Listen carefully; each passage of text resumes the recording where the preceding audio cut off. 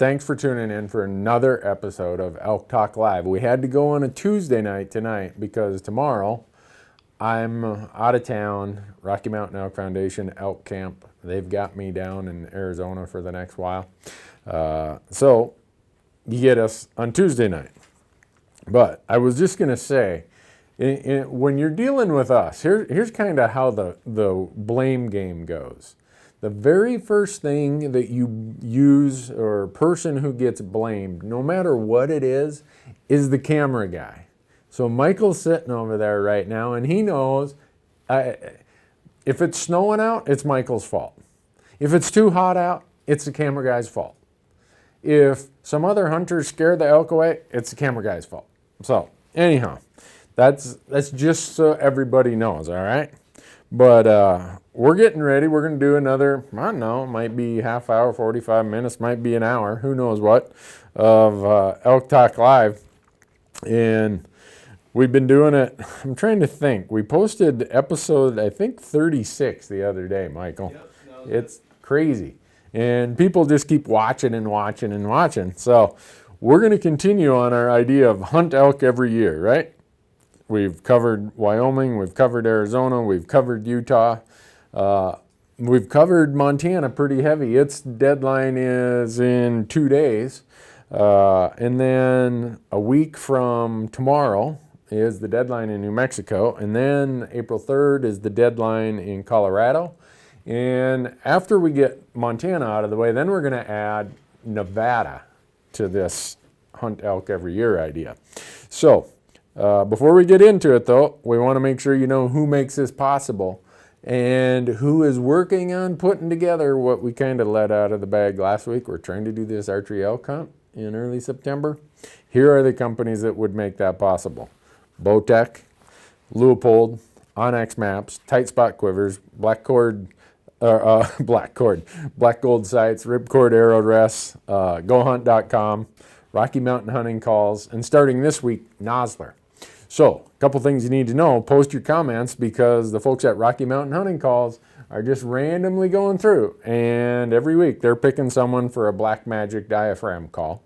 For all of you who want to use the promo code RANDY at Onyx Maps, you get 20% off all their app products. And if you want to use promo code RANDY at Go Hunt for their insider service, they're going to give you $50 of free mad money, cash, to spend in their gear shop. So, with that out of the way, right, man, we already got all these questions. Michael, what the heck? Hey, Joe Treat just joined, it said. Hey, Joe, how you doing? If you ever want to see a funny episode, go out to our YouTube channel, and there's an Alaska bear hunt from On Your Own Adventure Season 3. Joe Treat was with us, and we're in the Pacific Ocean, and I'd been there before, so I knew it was like 6 feet deep, but the water's gin clear. Joe jumps off the bow of the boat to grab the bow so we don't bang on rocks when we get there. He has no idea it's over his head. Anyhow, Joe just showed up. Nice to see you, Joe. Let's see. Randy, why did you choose the Realm X over the Realm? I can't say that I really chose one over the other. The Realm X is, well, it's built for people with longer draw length as a general rule, not completely. I'm going to try to get my hands on a Realm also, and I'm going to do whichever one I like the best. I think I'm going to like them both. Michael's already coveting my Realm X over there. Michael's over there smiling like, because he and I have the same draw length and everything, so there's a good chance that Realm X could disappear. Randy, where do you recommend to hunt elk on an over-the-counter tag in Colorado? I'm assuming you mean Colorado. It's pretty much going to have to be West Slope, right? And it's going to probably be somewhere in the central or western part of the state. The best thing you can do is go to the Colorado Parks and Wildlife website. They have the best information, and I think it's called Big Game Statistics.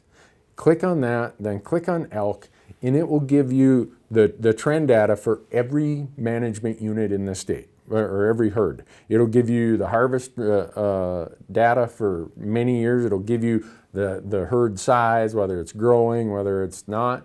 Then they have these hunting guides by region, and they get into a lot of detail of the elk, of the deer in every unit in that region. There's a ton of resources out there on the Colorado website. I would check that out. Go Hunt covers a lot of stuff related to over-the-counter units in Colorado. So those would be places where I'd get looking. Oh, let's see. Yeah, Landsworth, Wisconsin just approved its first ever elk season. How about that, huh? Congratulations to Wisconsin. The political headwinds that were in place for those elk to get there and to grow, and it's related to CWD, it's related to a whole bunch of things, but finally Wisconsin is going to have, I think they're giving away 10 tags this year, and I know that's not a lot. But when you think about, and if you go and research how much work it took those volunteers and that state agency to overcome the hurdles, good for them. Rocky Mountain Elk Foundation was a big part, the Wisconsin chapter of RMEF, huge volunteer group responsible for making that happen, along with a lot of other volunteers and with the Wisconsin DNR. That's cool. Let's see. Randy, are you ever going to just follow your heart and move to Arizona? No, but I'm going to take up residency in Arizona every January, I think, because you got archery, over-the-counter, deer, coos deer, mule deer in most of the southern half of the state. You got archery javelina, you got quadrimundes, you got jackrabbits, you got quail, you got doves, you got ducks. I'll be there in January for the rest of my life. Plus, it's not 10 below zero like it can be here. Let me see. My goodness, there's no way we're going to keep up today, Michael. Mercy. You got any there? Yeah, somebody wants to know what you'd recommend for like a new bugler. He said, what would you recommend for a new bugler? I'm assuming he means... What would I recommend for a new bugler? Like somebody who's new to it. Right. If you're new to elk calling, I would just force yourself to get good with a diaphragm call. And know that diaphragm calls are a function of how well you can use them is a function of how it fits the roof of your mouth, right? Like I've got this flat roof to my mouth. Some people have a really sharp inside to the roof of their mouth. Well, the ones that have the little dome pieces on them, those work great for people who have a really steep roof to their mouth. Guys like me with the flat roof, that thing wobbles and it's hard to get a good seal. Rocky Mountain Hunting Calls makes them for every size, shape you can think of. Get yourself a really good bugle tube. This one is the one I use right here. And get yourself some calls, diaphragm calls, whether it's single reed, double reed, triple reed, whatever, and just force yourself to practice with them. I force myself to do it because I'm not that great of a caller. And every day I get a little better. Every year I learn a little bit more on how to make this sound, how to make that sound. There's no easy shortcut other than practice, at least in my mind. Jeremy asked, Randy, how do you hunt so much and practice as a CPA? First of all, I'm not very good at being a CPA, and there's a reason I got to be a tax CPA. Tax season from January 1st to April 15th, like 80% of my work is done. After that, it's fishing season and hunting season. Good gig if you can find it. Randy, what's your favorite diaphragm elk call? I should have brought it. It's Rocky from Rocky Mountain Hunting Calls made it, and he sent me a bunch of them last year. It's in the Christy Titus line, actually, and it's a blue one. I wish I had some with me. I should know the name of it, but go to Rocky Mountain Hunting Calls, look up Christy's line of calls that they have, and that one works great for me. But like I said, make sure you kind of test different sizes and shapes to see what fits the roof of your mouth, and you'll know instantly if you've got a really tight seal or if you're not getting a seal. So, Randy, Terry says, can't wait to see if I drew my first limited entry archery tag. First year I've put in with these kind of signs. Yes. This lady is getting too old for archery hunts. I'm not going to say what your age is on there, Terry, but if you're too old for archery hunts, I'm going to be too old for archery hunts pretty soon also. But the reason I read that comment is I think that hunting or what you think you're too old for or not too old for is a lot of times here.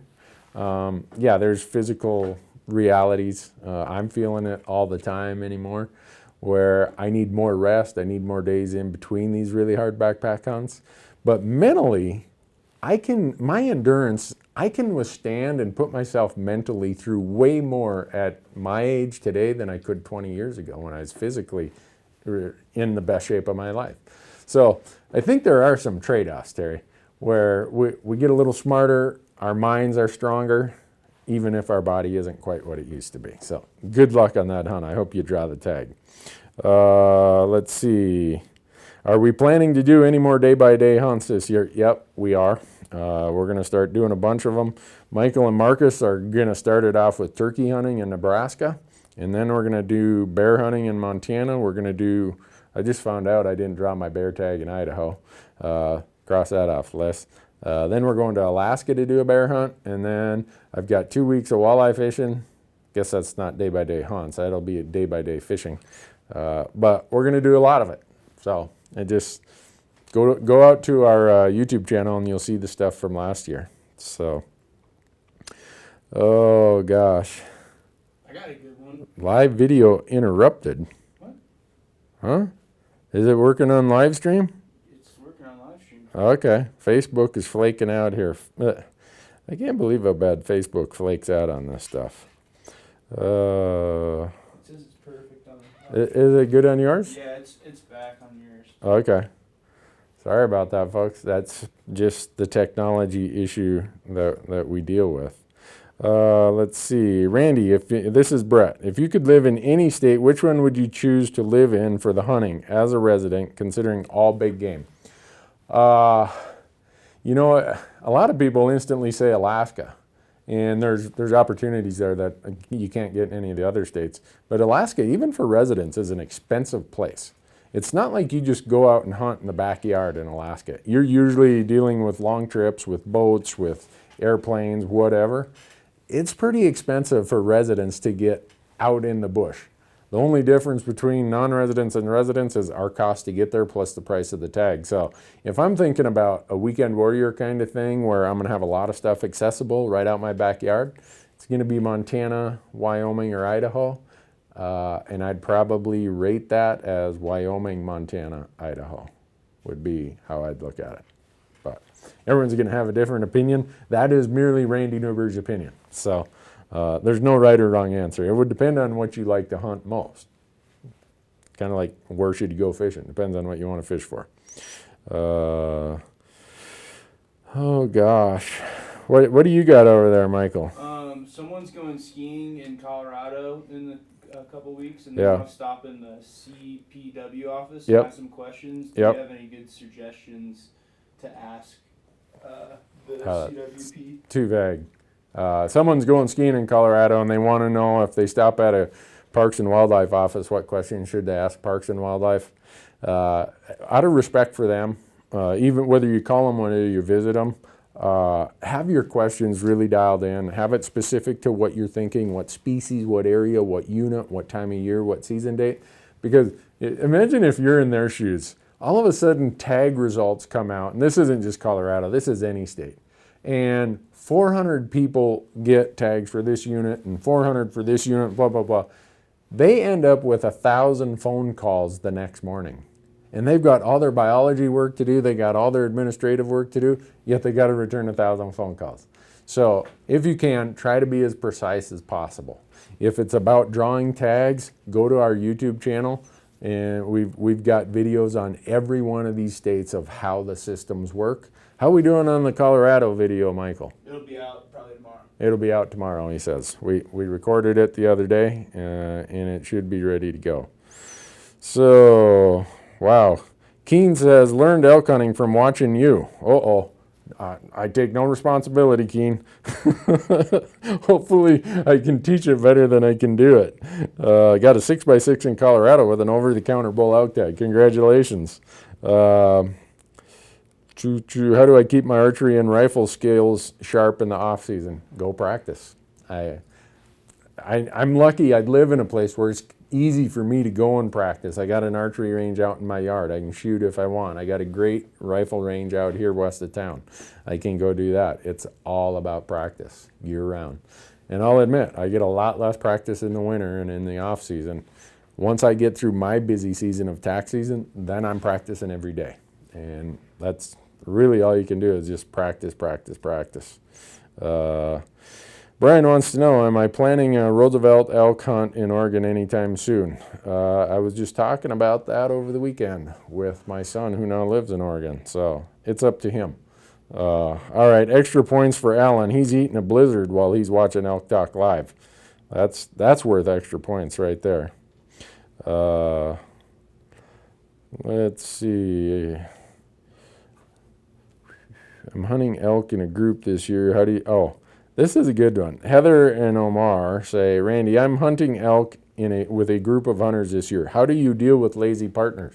You leave them at camp? Your hunt is not to be compromised because someone can't get the mattress off their back in the morning. I'm sorry. You quickly can sort out good hunting partners from bad hunting partners. Don't feel like you owe them anything.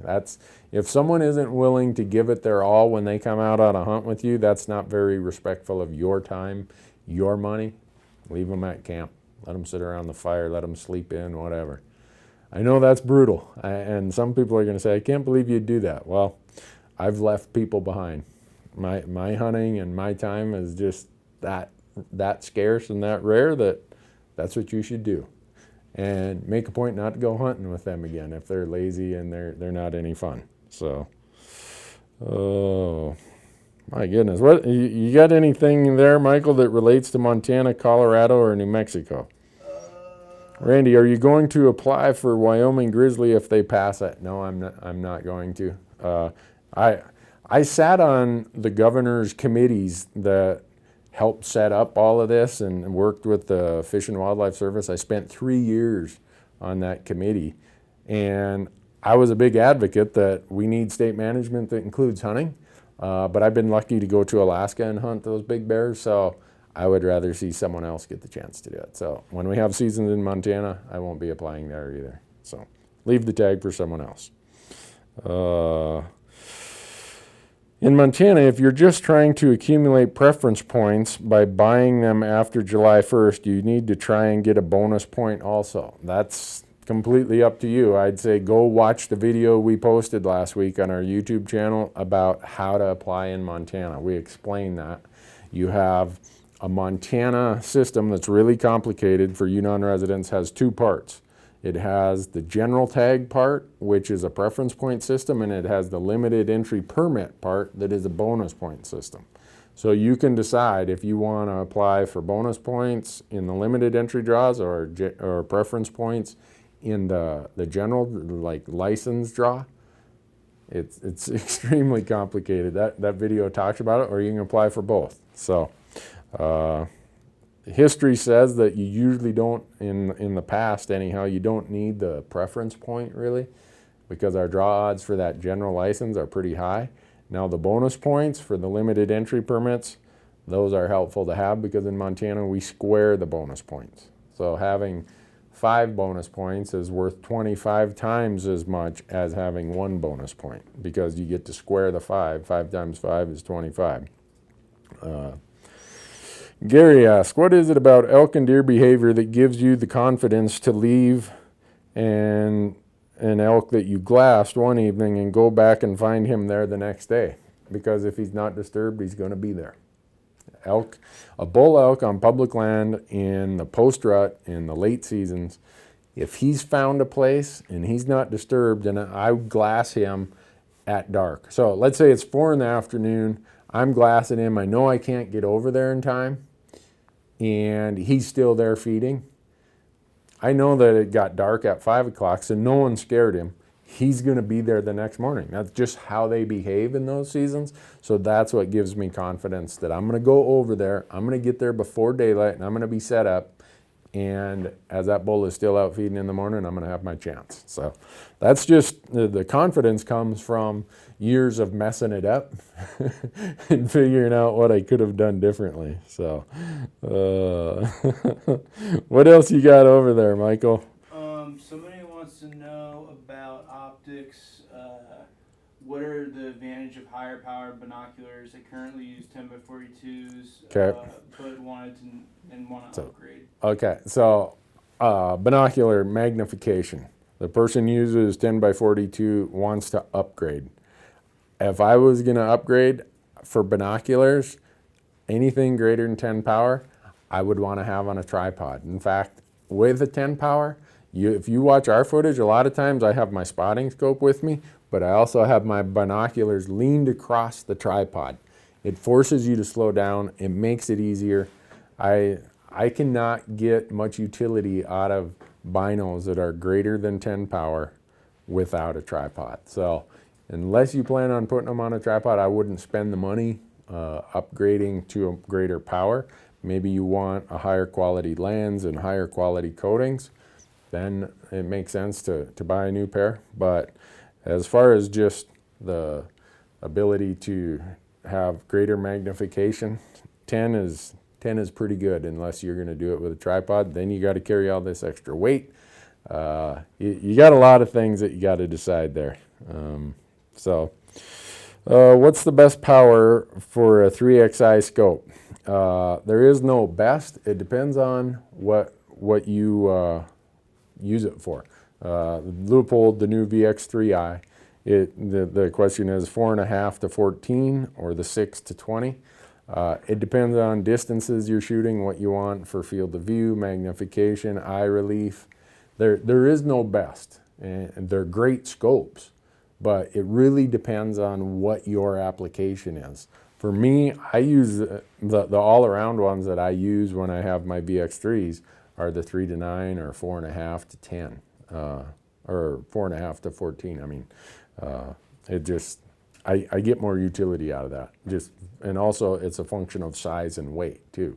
If you go to the bigger ones, then you got a bigger objective lens. Just for me, with the hunting and hiking we do, I go for the smaller scopes. But again, no right, no wrong to it. Do I apply for Roosevelt elk in Alaska? Yep, I do every year. Never draw. Someday maybe I will. Are cow elk still found 2 miles from the roads, or is that easier for elk? This is Matt McGuire, Arizona Unit 27. Cow elk are going to behave different than bull elk because they don't get pressured as much. Now, if you're in Arizona, some of those units where they're trying to knock the numbers down, they do get pressured pretty hard, and they start behaving a bit like bulls. But cows are going to focus on food and water, food and water, food and water. You're talking about Unit 27 in Arizona. I've not had a tag in there. I've hunted right next door to it. There's some pretty tough country in there. It wouldn't be very hard for elk to say, you know what, I think I'm going to go in this canyon and I'm just going to stay there and wait out hunting season. So you got the benefit that cows are going to focus more on food and water, which usually is not in that canyon country or that sanctuary country. So look for burns, look for disruptions of the canopy, because that's where the best food's going to be, and that's probably where the cow elk are going to be.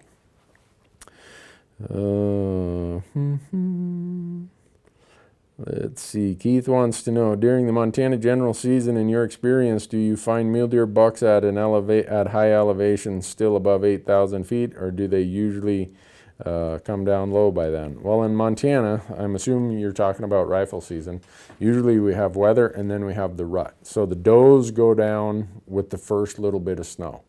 And then in November, the bucks aren't very far from them. So you'll find them at 8,000 feet.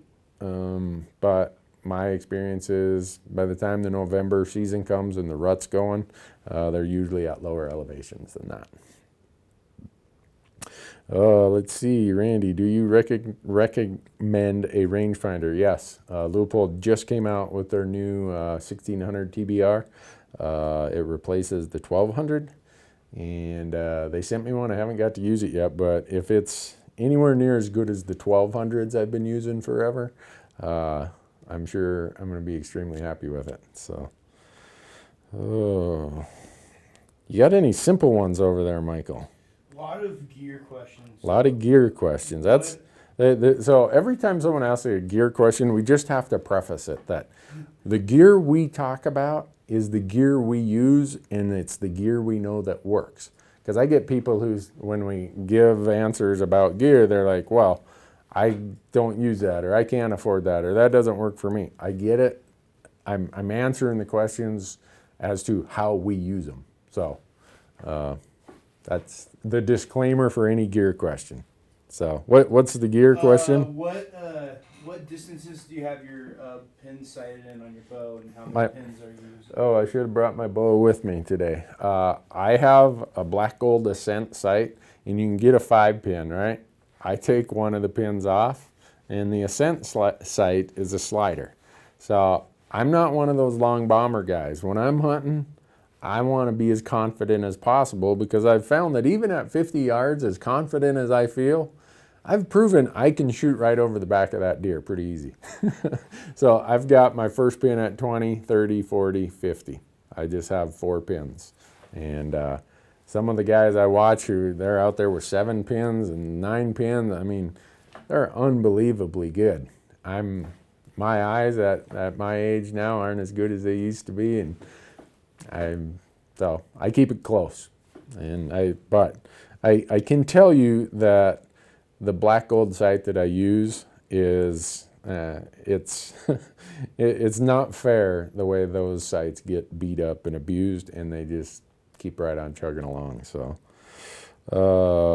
Randy, do you use your Hilleberg tent for early 3-season hunting? Yep, I do. I use it all the way into November. Let's see, Dean's wife wants to know if I've ever had any close encounters with a mountain lion. No, I haven't. Or if I have, I didn't know about it. A lot of people ask questions about mountain lions, grizzly bears, and rattlesnakes. And so far, I've never been bit by a rattlesnake. I've never been attacked by a grizzly bear, and never been pounced on by a mountain lion. So maybe it's just that clean living that's protected me here. Randy, did you decide what to do with all of your old bows? Zach, I have not yet. Michael is already laying claim to one of them, so I guess that's that takes care of. There's probably one less on the list. Randy, do you have any recommendations for snake protection in the field? Michael, no, I don't really. I see guys come out and they're wearing these big snake boots up to their knees. Don't waste time with it. Come out, just wear your normal hunting boots, and the snake. It's not like the snake saying, "Gee, I want to find a hunter to bite in the leg or something." Those big boots, the ones that have the protective layers up over your shins to your knees, are so hot that when you're hiking and actively doing the hunting required in the West, you're going to be tired of those in about 2 hours. So, just I don't worry about it. You'll hear them, you'll see them, and if so, just go around them. That's Randy's snake advice. Now someone will get bit and I'll get in a lawsuit because they'll say, Randy, your snake advice didn't work. What else you got, Michael? Why do you change between shooting partitions, AccuBonds, and E-tips? What makes you decide which bullet to shoot? This is a good one. On a given hunt? So people know that I'm a big fan of Nosler bullets. And the question was, how do I choose between the partition, the AccuBond, and the E-tip? And the E-tip is a non-lead bullet. The AccuBond is this bonded bullet that's got a polymer tip on it. And then there's the partition that's been around for, I'm guessing, 60, 70 years that I've killed most of my elk with. So to answer the question, I choose and move to a different type of bullet based on what I'm hunting, and what I'm hunting will determine what cartridge I'm using. So in my 300 Win Mag, I'm either going to be using partitions or I'm going to be using E-tips. In my 308, I'm probably going to be using partitions. In my 7mm08, I'm probably going to be using Accubons. I've used E-tips in that 7mm08 and it loves them. So it just depends on what I'm hunting. Each of them have a different rate of expansion, of different penetration. They're designed for different penetration, weight retention. Look at what species you're going to hunt with that cartridge, and I can assure you one of those 3 bullets, all 3 of them are going to be great for the job, but there's going to be one that you say, yeah, this is the one I want. E-tip, Accubon, and partition. So, oh, Alan wants to know when we're going to hear my mech getting thrown in jail in Mexico and running to the border and leaving a brand new Toyota 4x4 there for the police. That's going to be on a podcast someday. We don't have time for all that here. And there might be some federales watching this, and they're going to come and extradite me. And then President Trump will build the wall, and I won't be able to get back home, and I won't be able to do Elk Talk Live, and I won't be able to do tax returns, and my wife will, well, you know where those dominoes are going. So, I'm wondering what, last week did we ask for opinions on this contest, Michael? I was. Oh, Marcus was here last week. So we're trying to put together this idea of doing where all you got to do is just text. So the text number is 77453. So text Randy, R-A-N-D-Y, to 77453. And I think we're going to have to do a little demonstration here. When I say text Randy to 77453, it doesn't mean send me an email that says Randy 77453. It doesn't mean call my house, because I am in the Bozeman phone book, and say, hey, I'm calling to give you the number 77453. Smartphone, text, right? New message. Type in Randy, R-A-N-D-Y, and where it says 77453. I'm surprised at how many people are struggling with that and how many places I'm getting messages that I get them on Facebook. Randy 77453. I'm like, that doesn't do us any good. Anyhow, if you sign up for that, that's all you're going to have to do if we can get this contest put together. And the reason it's taken a lot is every state has different rules on this, and most people say, oh, heck with that, I'll wait and I'll ask for forgiveness if I get caught. Well, we're trying to make sure everything is the way it should be. And if we can get it put together, we're going to draw someone who's done the notification thing, either by text or email. There's out on the Bowtech Archery website, there's an email address or link you can also click on to register, or to be notified about Elk Talk Live is what I should say. And we're going to take that list of people, and we're picking someone, and hopefully we can put it all together, and someone's going archery elk hunting, I think in Colorado, would be how we're going to try to do it the first part of September. So, I don't know. Do we have people interested in that idea? Oh, look at that. There's all kinds of, what are those, thumbs up going across the screen? Yeah, you never noticed that before? Yeah, but I mean like a whole group of bubbles went across the screen. I take it people like that idea. So, but anyhow, we want to make sure, again, if we can pull that off, here's who's going to be paying the freight. Bowtech, Leupold, Onyx Maps, Tight Spot, Ripcord, Black Gold, Go Hunt, Rocky Mountain Hunting Calls, and Nosler. So if you are the one who's in the drawing, or if you end up winning, I hope that you remember the companies that are going to make it possible. Andy says, on one of your New Mexico hunts, you had a split second chance to harvest a bull you called Old One Horn. Do you know if anyone ever found or killed him? No, I don't. We'd hunted that bull. We got on him twice in 4 years, and I thought he had a broken beam the first year we hunted him. Found him in the same drainage, and then found out he didn't even have a pedicle on that side. He just grew one great big long 6-point beam. I never heard if anyone killed him or not. I've not been able to draw the tag, or so somebody probably did kill him, and it wasn't me. But if you saw that one episode, right, we can't shoot him in their bed on TV, and he's laying there at 28 yards for, 10 minutes, and I'm waiting for him to stand up, and he stands up and looks right at me. Well, at 28 yards, I'm not going to try a frontal shot. And off he goes. Bummer. Teach me to do all this on film, right? I know that's what you're saying. Hey, Randy, you knucklehead, just don't film it. Then it doesn't matter. Let's see. James says his anniversary is September 5th. So does that mean that you don't want me to draw you if we can get this contest put together, James? Oh, he says, but I could get a kitchen pass for that hunt. So you're another one of these people who got married in September, right? 3 weeks ago, I feel bad, this Jim guy, not James, but Jim, I gave him a pretty hard ride about having his wedding in September. Well, I was at a storytelling event a week ago, and a bunch of guys had been watching this, and they came up to me and they said, you know, that advice you gave about not getting married in September, that's the best advice you've given on Elk Talk Live. I don't know if that's true or not, but that's what these guys thought. Let's see. What else we got, Michael? Kyle says he's available in early September. Kyle says he's available in early September. Do you plan your hunts around the moon phase? Do I plan my hunts around the moon phase? No, I don't. I have to be here. We hunt for 5 days.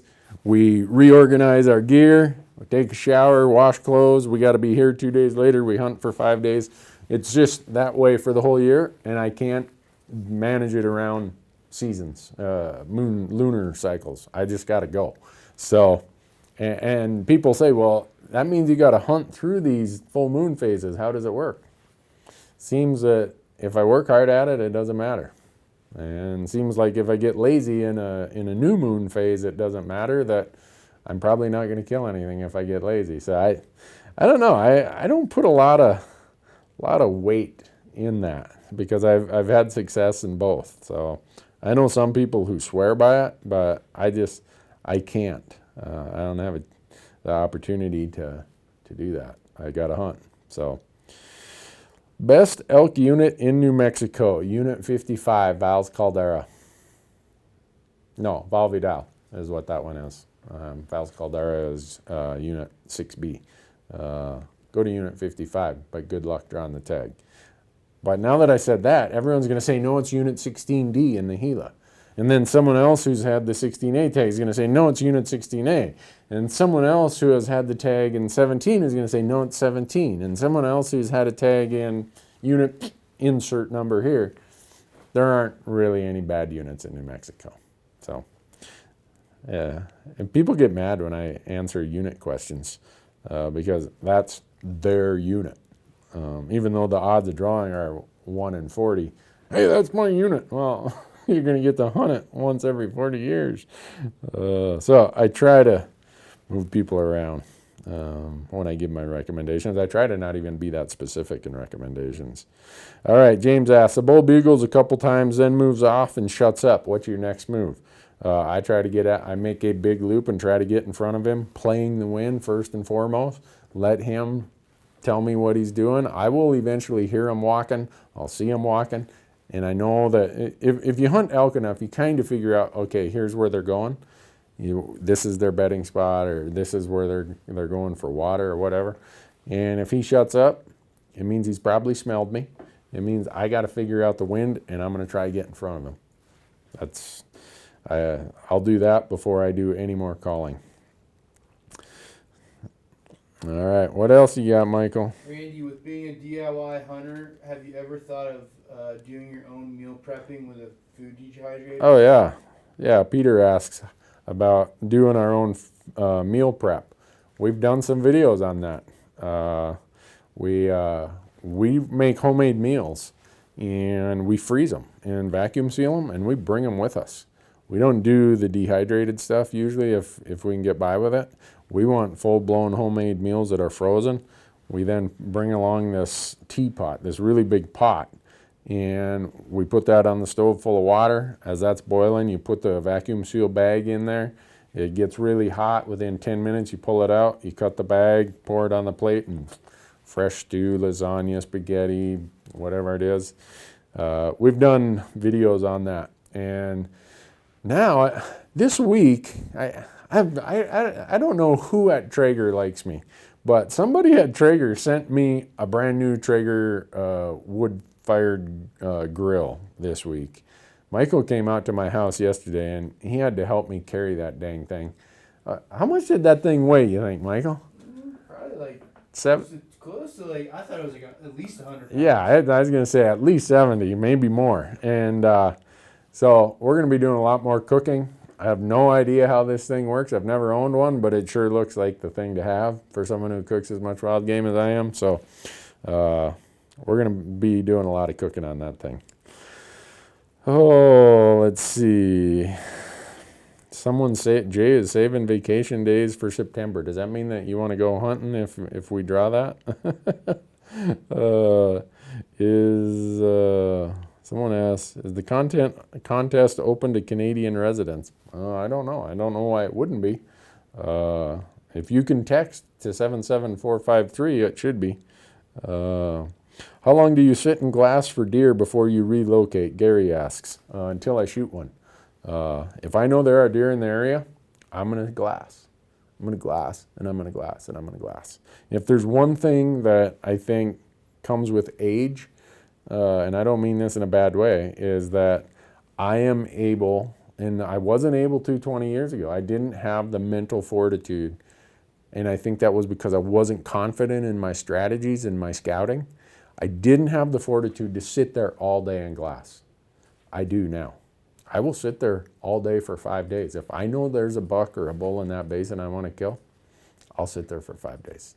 Yeah, I might get up and I might move a mile or a half mile to give me a different glassing angle based on what the sun's doing, what the wind's doing, what hunting pressure's doing, but I'll sit for long, long periods of time. It really comes down to how confident are you that that basin or that drainage or that hillside holds what you're looking for. If you know it's there because of experience, because of scouting and research, you're going to be willing to sit there for a long time. Eric says, Randy, I totally advocate the shooting of grouse in Colorado.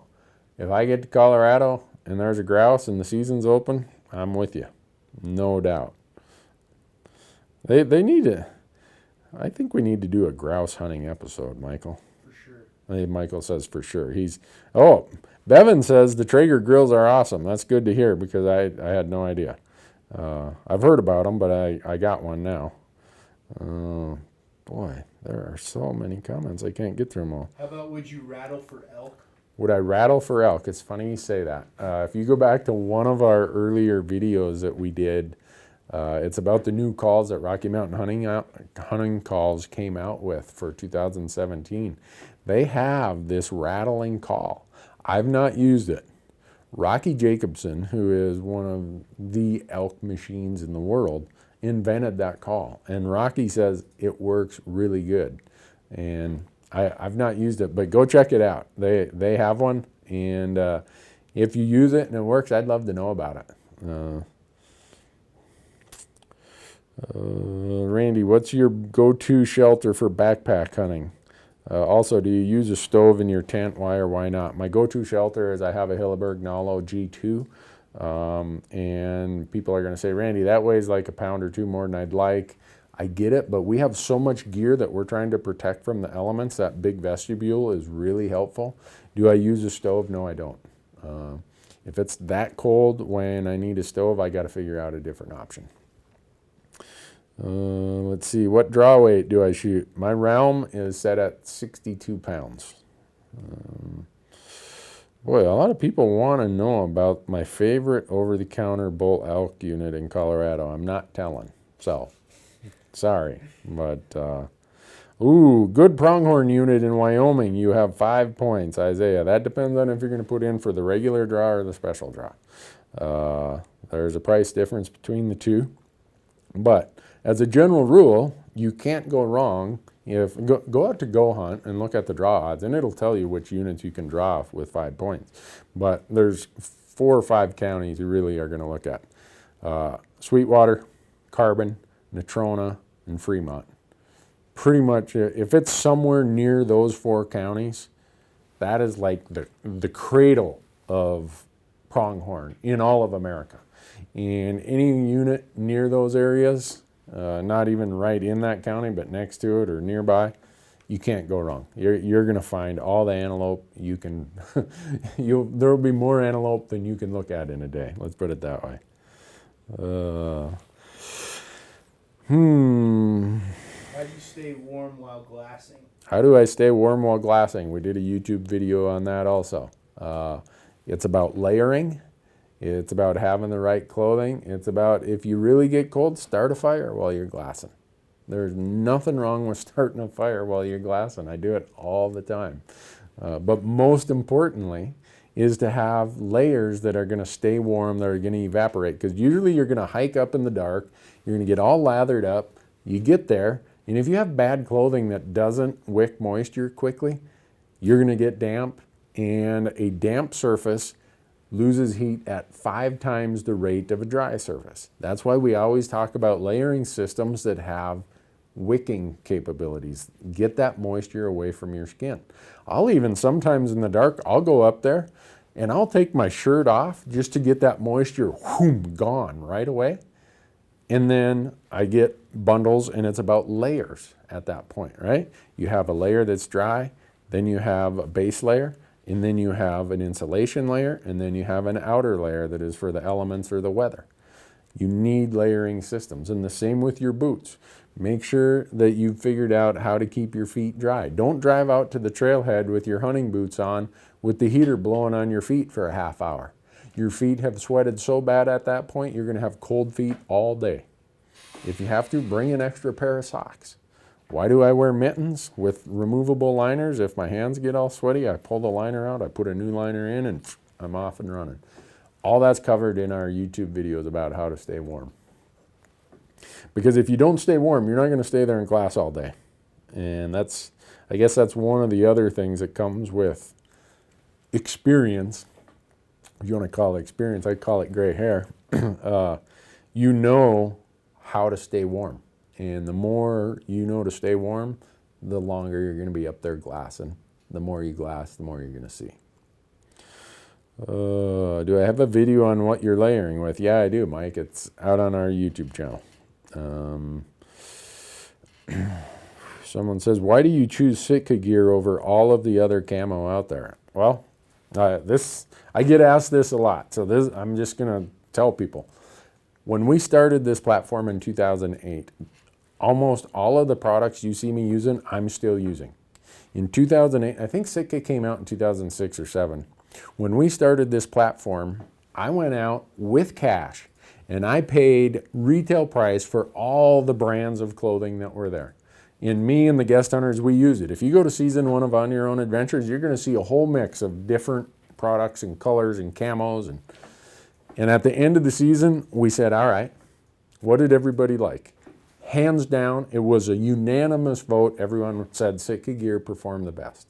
And for the next 3 years, I continued to pay cash, retail cash, for Sitka gear for me and all of the guest hunters because it worked. Even though other companies were offering me their product for free or paying me to use it, I was buying cash what was working. And that's what you see with all this stuff. I've been shooting Bowtech bows forever. I've been using black gold sights since way before I ever started these platforms. Same with Kenetrek boots. The list goes on and on. And I use what works. And when you do 100+ days a year in the field under really, really tough conditions, you want the best stuff you can get. And that's why we settled on Sitka gear. And then a few years ago, I ended up in a formal relationship with Sitka gear. But not after 4 years of me writing my own checks, laying down my own cash, when other companies were offering to pay me to use their gear. It's, you know what, your gear isn't going to work good for what I need. Your money's no good here. That's just how we approach this. So that's a long answer to a question I get asked all the time is, why do you use this or why do you use that? And in this case, we talked about Sitka gear. It could be the same thing about Nosler partition bullets. It could be the same thing about Leupold scopes. I bought my first Leupold gold ring rifle scope when I was 14. Yeah. That's the Randy Newberg Leupold story. I had an old junker scope and I mowed lawns all summer And I went and bought a scope with all my lawn mowing money. I had no idea what Leupold was, other than the best marksman in our town, the guy everyone looked up to, Owen Gordon. He had a scope with a gold ring on it. And I'm like, man, he's a bad dude. He's a World War II Army captain. He owned the hardware store in my town. I took my lawn mowing money, and it cost me a fortune, I thought. Well, you're 14 years old, you think that's a lot of money. And that's how long I've been using Leupold scopes. So that's a long tangent about all these products you see us using.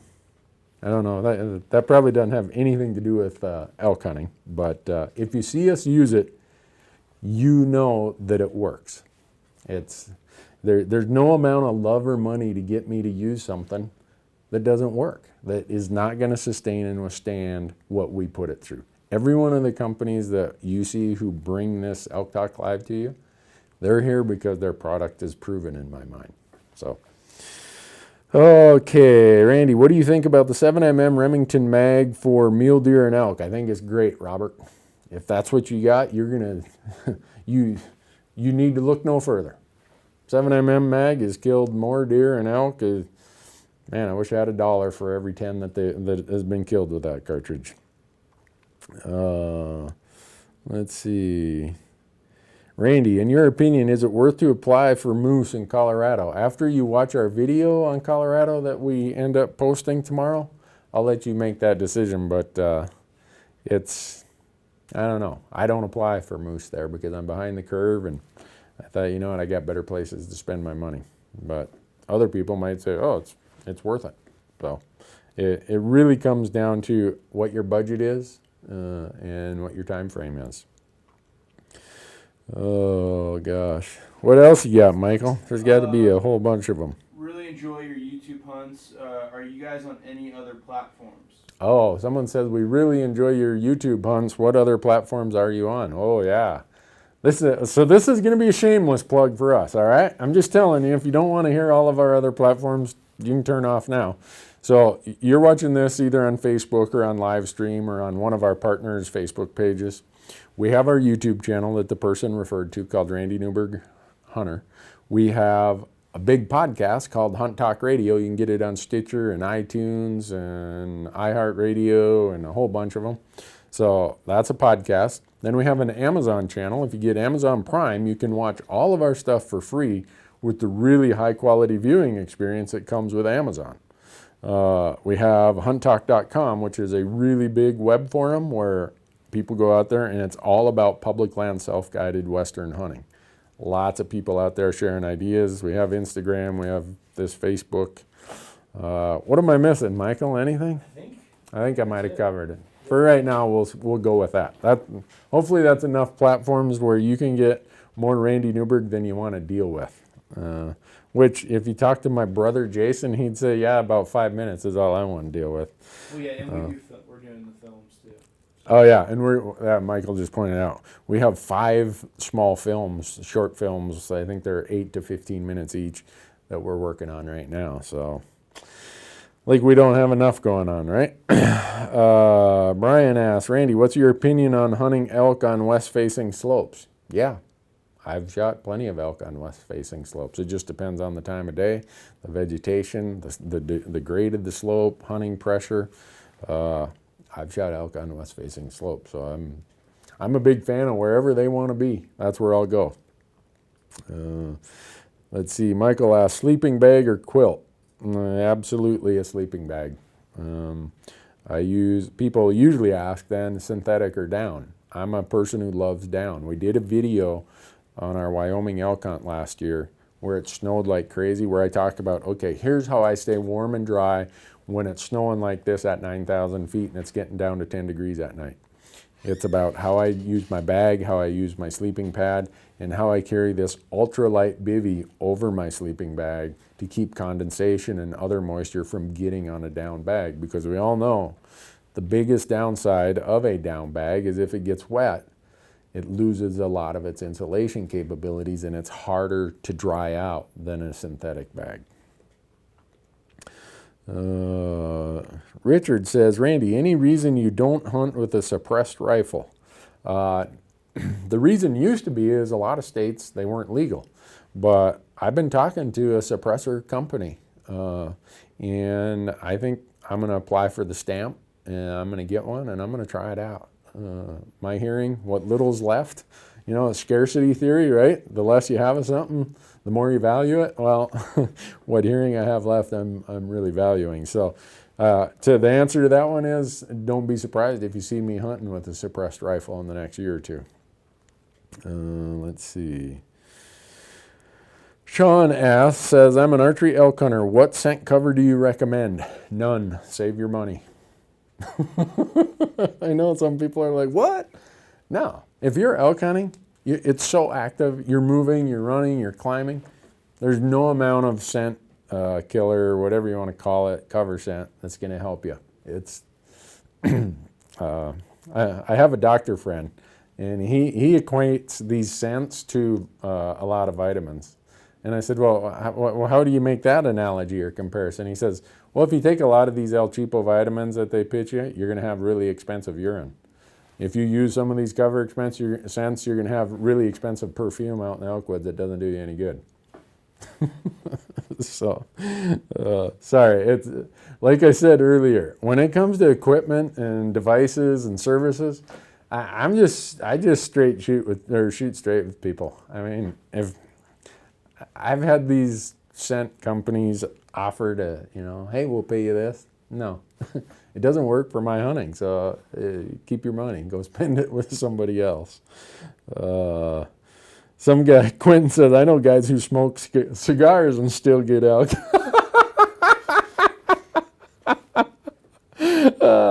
Hey, my grandpa smoked like 4 packs of Pall Mall cigarettes a day, non-filtered, and he killed deer too. So I guess how do we connect those dots? So tips on getting an elk cool after the kill if the temperature is 70 to 80 degrees. Again, go watch our videos. Get the hide off. Get it in high-quality game bags. We use the synthetic caribou game bags. Go hang it in the shade, hopefully on the north or east side of the hill. Let the wind blow on it overnight, and it'll take it down to a really good temperature at night in elk country. We've done videos on that, too. Let's see. Best broadheads for low poundage bows. Again, that's a personal preference one, but like I've said, every time I'm asked the question, I want a high quality fixed blade broadhead, whether it's a low poundage or high poundage bow. I don't want any kinetic energy being absorbed in opening up and deploying the mechanical devices. And when that thing gets there, I want it to do its work. So, and you got guys who shoot mechanicals and have great results with them, and I'm not here to argue. People just ask, what do I use, okay?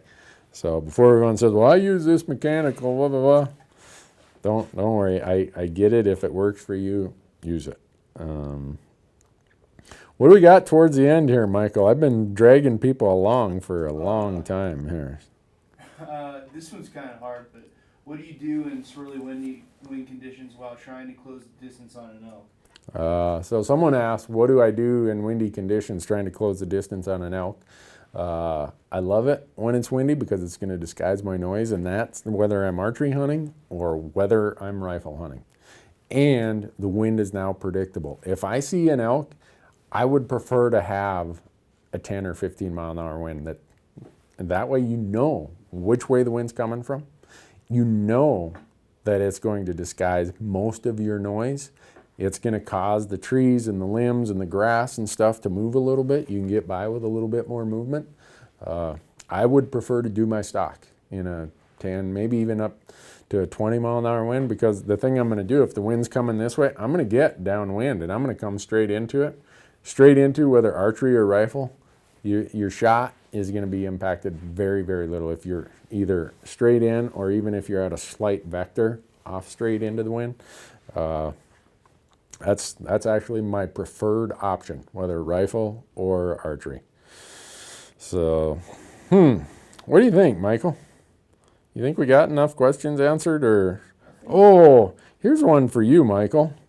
Tony wants to know, what's the best camera lens for shooting stills on a DSLR? a 24 to 70. 24 to 70. 2.8 if you can afford it. 2.8 if you can afford it. And we got a big equipment list right here on the chalkboard. Michael can afford it because he writes it down and says, Randy, I need this. And if I don't get it for him, he complains. What's the matter? I put that $1,000 lens up there. Haven't you bought it yet? So he can answer these questions without concerns of budget. He might have to answer it with concern of his job, but oh gosh, a lot of people want to know what happened in Mexico. Man, someday we're just going to have to do a whole Elk Talk Live, and I'm just going to tell how I became a fugitive from Mexican justice. But here's another thing. I'd be curious to know what people think. We had a really good comment about our Elk Talk Live stuff out on our YouTube channel, because after they're done here, we put them on YouTube, and someone said, you ought to strip the audio files and make this into a podcast so we can distribute it not just on YouTube, but out on podcast platforms. So next week, I hope people will give us feedback. Yeah, the podcast thing, yeah, make these available so I can listen to them while I'm out driving down the road or while I'm whatever, almost like you would a podcast, because we could easily convert these to a podcast. Michael knows how to do it. I don't know how to do it, but Michael does. I can do your tax return, but don't ask me to convert this to a podcast MP3 file. Let's see. What was that one? Brett asks, high pressure public land bulls, how do you put together a successful plan? Go and check out our e-scouting videos from last summer. We're going to be doing a bunch more of those this year. That question would take 3 days to answer in full detail, but it's something that we've kind of covered in our e-scouting and desk scouting videos. And then we went into that, and then we said, here's our day-by-day plan of how we execute our strategy when we get out in the field. So, what else, Michael? I'm gonna give one more plug to remind people that the Montana deadline is March 15th, right? New Mexico, March 21st. Colorado, April 3rd. Nevada, I think, after that is April 19th. Don't miss them, okay? And then, again, if we can put this drawing for this sweepstakes hunt together, I hope you will give a big thank you to Bowtech and Leupold and Onyx and Tight Spot and Ripcord and Black Gold and Go Hunt and Rocky Mountain Hunting Calls and Nosler Ammo. And I hope you'll share this stuff with your friends, and I hope you'll text Randy to 77453 so you'll get notified whenever we have to do this on a Tuesday like we did tonight instead of our normal Wednesday night. So, what's the last question, Michael? We always try to save a good one for last, huh? Have you ever flown into the backcountry by plane and had your gear dropped off when in a remote backcountry elk hunting area? No, I haven't. So we're going to have to go to another question because I can't explain how that would work. Let's see. All right, we're going to do an easy one. Have you ever hunted the Flat Tops Wilderness area of Colorado? No, I've not. And one of the reasons is I've tried to hunt wilderness areas in Colorado in the past, but I can't get a public land film permit in that region for whatever reason. So a lot of you don't know that technically, and not everybody follows the rule, but you're supposed to get a public land film permit if you film on BLM land, U.S. Forest Service land, U.S. Fish and Wildlife Service, Bureau of Reclamation, or some of the state lands. Well, the U.S. Forest Service, in some of their regions, not all, I've got wilderness film permits in Nevada, in Arizona, in New Mexico, but in some of their regions, they have the discretion to say, no, we're not going to give a film permit in a wilderness area. So Colorado's been one of those states where I've not been able to get a film permit in a wilderness area, and so I've not hunted in the Flat Tops Wilderness, but I hear it's great elk hunting. I don't want to tell everyone to go there because then you'll be mad at me and say, hey, that was my hunting. Well, don't tell everybody. Well, then don't ask the question out on Elk Talk Live. But anyhow, folks, thanks for watching. Next week, we are going to be here on a Wednesday. And we're going to start adding a little bit more Nevada into the mix because Montana will be behind us. It's time to add another state, and the next one after Colorado is Nevada. Thanks for watching.